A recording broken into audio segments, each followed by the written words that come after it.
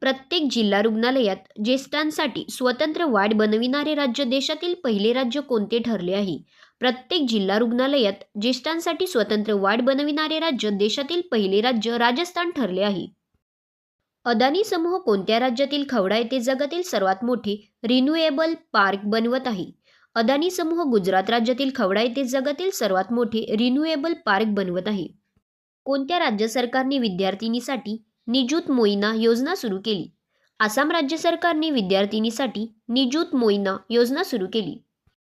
भारतातील पहिली मधुमेह बायोबँक कोणत्या ठिकाणी स्थापन करण्यात आली आहे? भारतातील पहिली मधुमेह बायोबँक तामिळनाडू राज्यातील चेन्नई येथे स्थापन करण्यात आली आहे. अलीकडेच भारताने अबुधाबी येथे पहिल्या परदेशी अटल इनोव्हेशन सेंटर सुरू केले, हे कोणत्या कॅम्पसवर आधारित आहे? अलीकडेच भारताने अबुधाबी येथे पहिली परदेशी अटल इनोव्हेशन सेंटर सुरू केले, हे IIT दिल्ली अबुधाबी कॅम्पसवर आधारित आहे. कोणत्या संस्थेने इंडिया इलेक्ट्रिकल मोबिलिटी इंडेक्स सुरू केला आहे? नीती आयोग संस्थेने इंडिया इलेक्ट्रिक मोबिलिटी इंडेक्स सुरू केला आहे.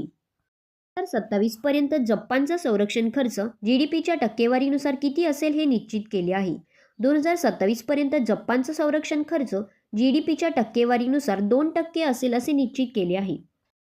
2025च्या संयुक्त कमांडर्स कॉन्फरन्सचा विषय काय आहे?